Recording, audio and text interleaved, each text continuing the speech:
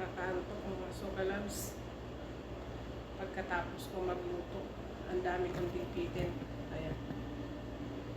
Nakakapagod, nakakaantok pagka ganitong oras. Mabuti na lang umalis yung amo ko. Kaso, nagluto muna kasi ng babaunin. Kaya ayun yung mga ligpidin ko. Ayan. Ay, alam mo yon yung tipong gusto mong matulog pero hindi ka pwedeng matulog. Yun yung kalaban mo, yung kalaban ko dito. Yung antok. Kaya minsan kami, mga adik kami sa kape.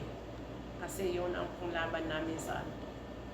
Yung mga hugasan, ligpitin, ayan. Yung mga ligpitin ko, o diba? Tinatawanan ko lang ang mga yan, mamaya tapos na yan.